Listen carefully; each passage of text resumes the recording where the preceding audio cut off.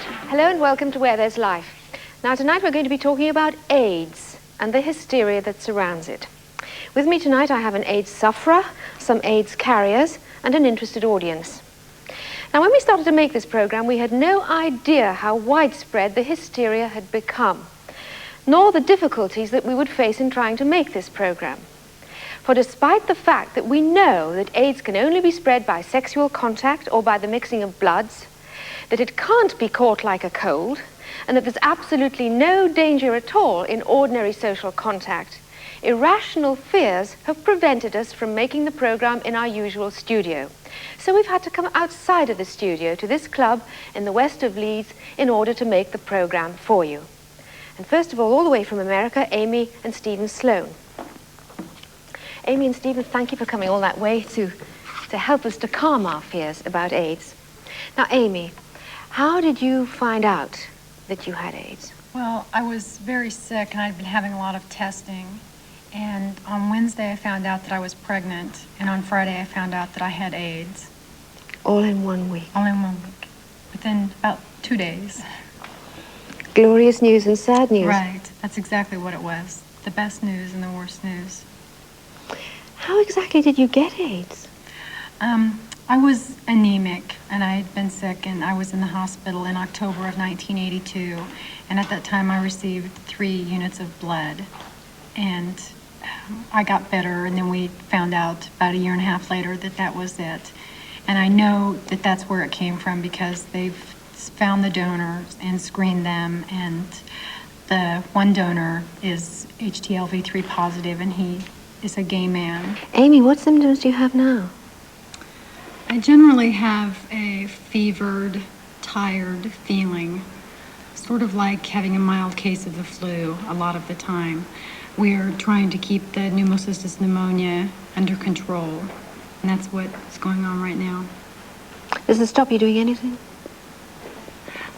Yes, it does. There are days when I just do the basic things that I need to do, take care of the baby. Did you worry about the baby and the fact that you had AIDS? I worried all the time, but I just had a deep faith that everything would be all right. And it was. Your baby's okay? My baby is fine. He's wonderful. How old is he now? He's 7 months. And he's just great. He's healthy and growing and does everything that he should be doing. Well, I hope that continues. Can you tell us, the news must have got out around you. How did your friends react to the news?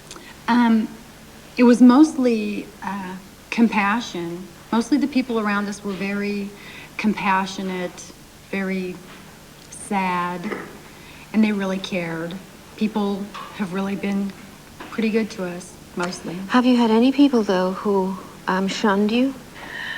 Well, I was just thinking on the way over on the plane from the United States, a very nice man sat down next to Steve and I was sitting next to him, and he asked us where we were going, and he'd traveled a lot, and he asked what we were doing, why we were going to London.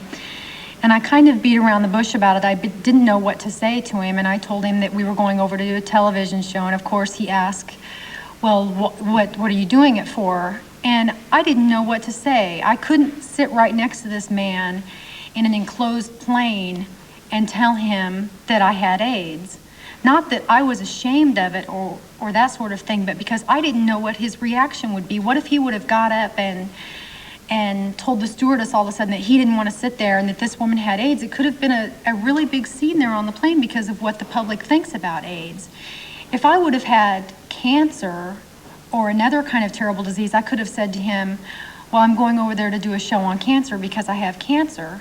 And he would have said, oh, well, that's terrible. I feel really bad for you. I hope that everything goes well for you. But I couldn't tell him that I had AIDS because the public has put such a bad name on it. What do you think about the kind of reactions that have appeared in the press? The alarm and the overreaction. What does that make you feel about it? It makes me angry. I'm very angry at the way that the media has covered this. I think that some newspapers and television programs come out and they tell the facts and they tell how you can get it and how you can't get it and what your fears should be and what they shouldn't be. But other publications center around the fact that this is considered a gay disease, and that's what they look at, and that's not what it is. This is not a gay disease, it's a disease, and it has affected me, and it's going to affect a lot of more quote unquote innocent victims. We're all victims, if that's the word to use, and I'm no more innocent than anyone else that has this. We're all being affected in the same way. We're all being terrorized by this terrible thing. And I think that, I know that in America, since Rock Hudson, the film star, has come out in public that he has this, I think that the media has just been terrible. I think that they've just made it fear. And I hate that. I hate that we have to be sitting here in this building instead of sitting in the studio. It just outrages me. This is hard for me to ask you. But we all know what is the consequence of having AIDS. Mm-hmm. Someone who has developed the disease so far have been killed by it. Now, in that respect, how have you come to cope with that? Because having AIDS is having to face that prospect too. It's very different. On one side, I have the very big fear because I have a son now, and obviously I'd like to raise him and let him be a wonderful person, and I'd like to have something to do with that. But I also have a great quality to my life now, because when we each have to deal with our immortality, a lot of things come to us that never came to us before. And that's what I'm getting right now out of life. I'm getting wonderful joys and great things in life that I've never had before. And that doesn't mean that there aren't days that I cry all day, or I'm sick all day and it's really hard.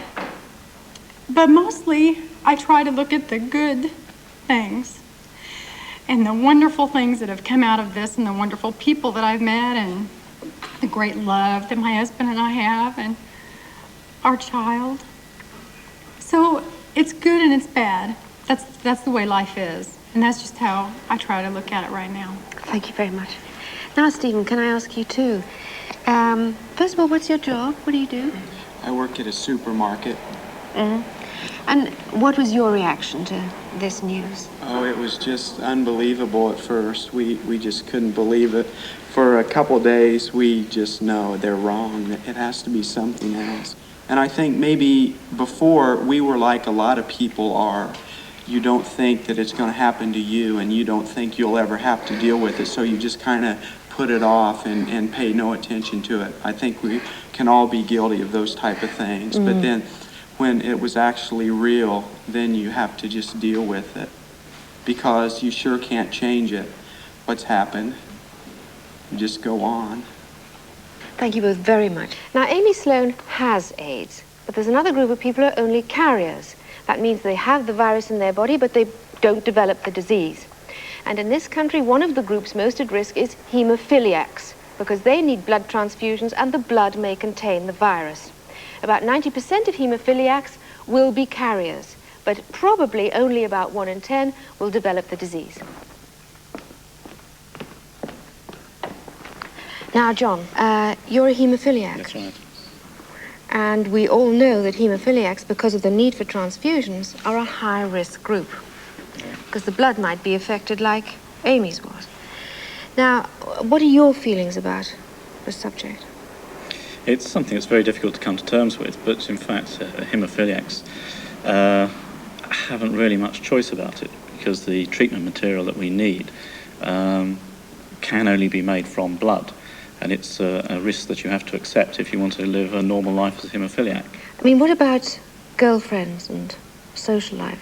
It's really only if you're talking about sex partners that it actually has any bearing, because normal sort of friendships and relationships there's just no chance of you passing it on. I mean, I can't pass it on to you sitting here talking to I you, know that. or if we shook hands.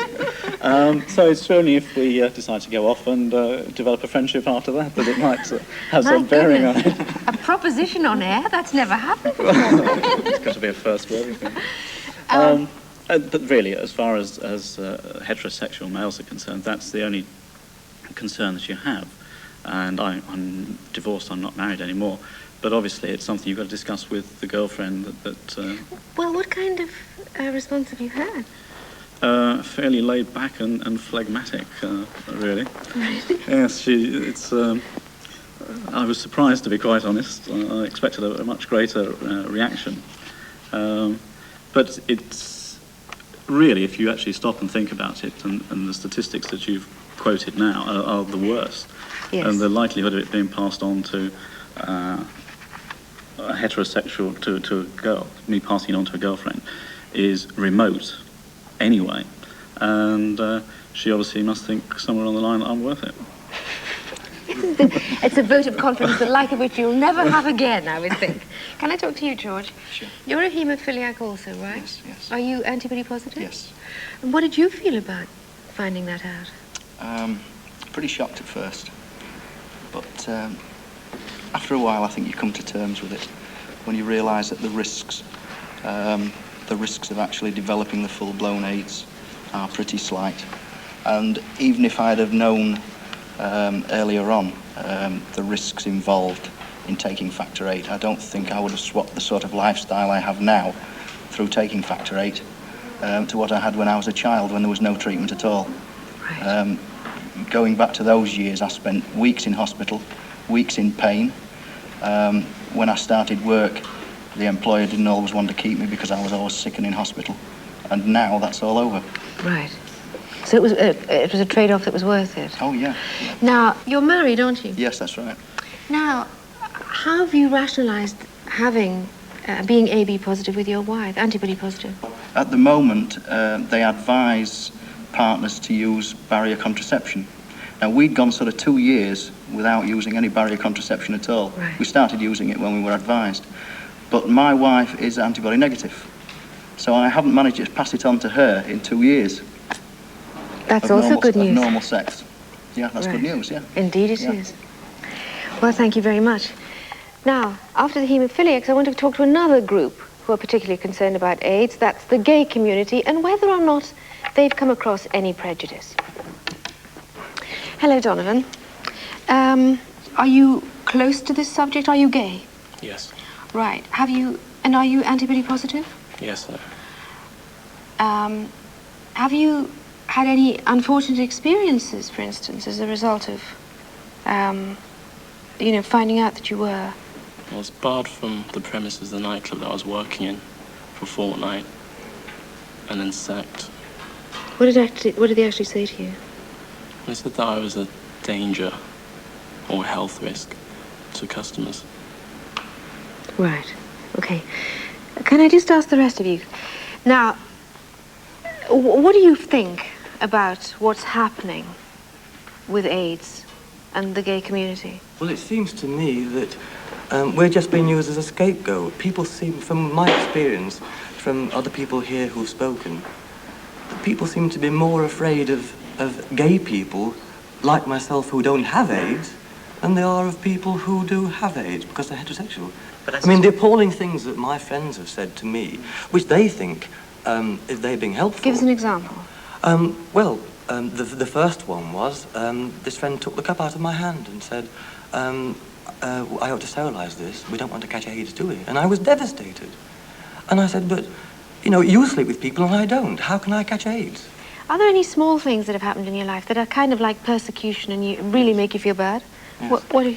Well, I was recently offered a job in an old people's home, and I went off for a medical, and the doctor examined me and asked me general questions about my health.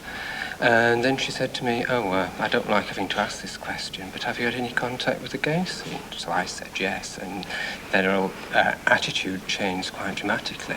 And she said, well, as far as I'm concerned, you're healthy and fit for work, but I must satisfy myself you haven't got AIDS. And because I couldn't, I was declared unfit for work and the offer of the job was withdrawn. Right. One thing that surprises me, actually, that this discrimination was actually shown by a doctor. If there is one group in society which ought to be better informed about AIDS, it is in fact doctors. I quite agree. Agree with you, absolutely. A close friend of mine was badly beaten outside a pub in Coventry recently, and as he was kicked to the ground and injured badly, the cry that he most remembered was the fact that he was being accused of being an AIDS spreader. I thought that was appalling. You said just before there that you had some friends that you couldn't visit anymore. Is that because they have children? Yes, I've been seeing an unmarried mother, and it was the first time in my life that I've ever been allowed near any children. And I was rather pleased about that. I can't have any myself, obviously. And there have been so many incidents whereby I felt that they've been trying to keep me away from her and the children. And I've recently been off ill, and none of them have been to see me in hospital or recently. That I decided I was going to write her a letter and say that I think it's best if I don't see you anymore. I know you haven't reacted adversely against me, but people are going to say things, and the worst thing that can happen is to poison the children's mind, and that I couldn't bear. And it's really broken my heart, but what can I do? Okay. Let's not forget that we're in a club today rather than in the studio as well, through the actions of technicians and the employees of Yorkshire Television who would otherwise have been quite happy, I presume, to have had this programme in the usual premises. So we've all been dislocated today as a result of what you admitted at the beginning of the programme was an irrational fear. Thank you all very much indeed. And now I'd like to talk to a psychiatrist to see what this hysteria is all about. Now, Dr. Wilson, what do you think so far about what you've heard? Well, it doesn't come as any surprise to me, really, I'm afraid. It's very predictable. Why do you say that? Well, people have many fears. They're frightened of death, they're frightened of disease, they're frightened of anything that they can't control. And anything that feeds on that allows these things to come through. And these aggressive feelings, which don't normally find an outlet, are looking for something on which they can focus. AIDS is just such a thing. You want a group of people who are seen as a threat to the community, who can be easily discriminated against. And you've got a perfect recipe. Out comes the aggression, out comes the irrationality. It feeds on the fear. Rumours that are spread through irresponsible newspapers, if I may say so, add to that. Doctors who disagree with each other add to the general confusion. They don't know what they're talking about, say people. And they worry. And they're really simply expressing their inner fears, which they have all the time.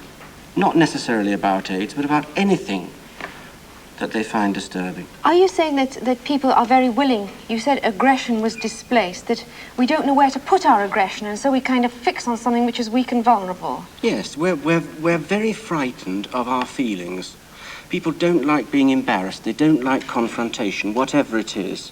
They're afraid they will lose control. This usually means crying, or it might mean losing your temper. They don't like that. They will do anything to avoid it. This is why they discriminate against people with AIDS. They avoid the possibility of meeting someone with AIDS. They don't know how they're going to react. They're so terrified it's a kind of it. protection, a self-protection. Yes, it's a simple protective mechanism.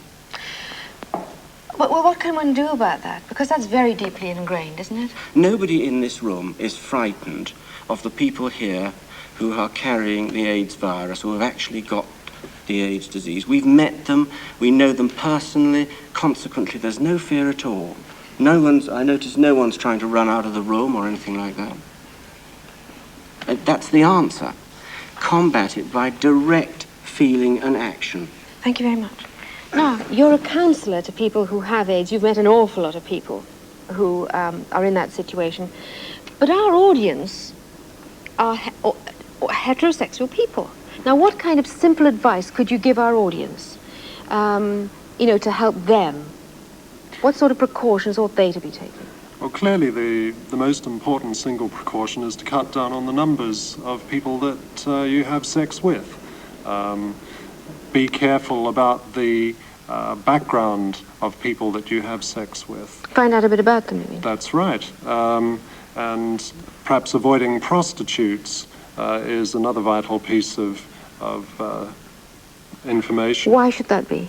Well, because prostitutes are more and more being recognized as a high-risk group. There is a reasonable rate of seroconversion amongst prostitutes, many of whom are drug addicts, many of whom have anal sex with their clients. So the risks aren't quantified, but we think they're very real, and of course they could become greater. I think also where one is having sex with strangers, it's important to use barrier contraception to avoid transmission of the virus or reception of the virus. You mean condom? That's right, yes. So those are the essential things at the moment. One has to balance ideal precautions against realistic values in the community, and I think for the time being, those are the most sensible bits of advice. Okay. Now, Dr. Dalglish, you also do a great deal of research into AIDS. What are the things that doctors are concerned about? What are the areas do you think that we ought to be taking a bit more care? The areas of transmission that aren't yet clear, and this raises the whole question of heterosexual transmission. There are two windows into this population at the present time.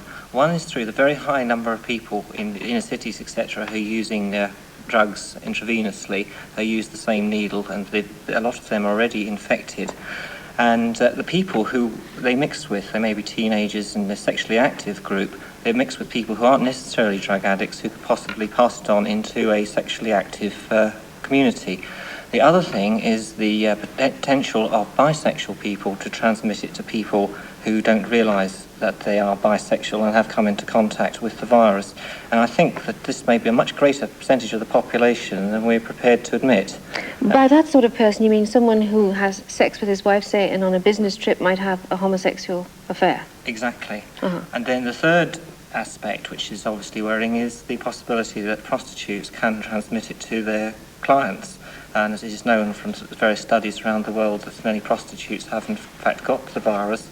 And we saw only last week a case in Australia where somebody was actually suing the prostitute or taking her to court because he caught the virus off her in a normal heterosexual way. As someone who's worked a great deal with the virus, and you know lots of research workers who deal with the virus, I mean, is there any good news coming out of it? Because it sounds, on the face of it, that it's quite difficult to pick it up if you look at the research workers, because they don't. No, that's an important point, that doctors, nurses and research workers, that they haven't as yet, and touch wood, haven't contracted the virus. I mean, they are people who really are in the front line because they're dealing with concentrated virus. One of these things we're learning is that the quantity of the virus you get exposed to is important. And on that point, there are now many hundreds of people who've cut themselves with blood needles that have been used on AIDS patients who've never got any evidence of the virus after many years. There is only one of which I am aware, and she injected a considerable amount of blood into her before she realised what had happened. So I think there you have a pretty good evidence that it is ordinary contact, healthcare contact, not at any risk really. Right. Thank you. That is all good news. Now, I'd just like to go back and talk to Amy. Amy, as a result of your experience, have you learned anything? I really feel like with my own relationships and my own life, with my husband and my son and my parents, that if people aren't loving and touching and caring, then there's really no meaning to life. Because to me, life is all about love and the people that you love and the people that you care about. And that doesn't necessarily have to be people in your own immediate family. This world is full of wonderful, loving, caring people. And if we would all treat each other in that way, our lives could be so much happier. That's why my life right now is so great. Even though I have this shadow over it, it's wonderful. I have a good life. Thank you. Well, as we've seen this evening, in dealing with AIDS, we have to face two problems. The first is the virus itself. The second is the fear of the virus. To fight the disease, we need skilled, patient medical research. To fight the fear, we all need courage. To fight our own worst enemy, irrational prejudice and hysteria.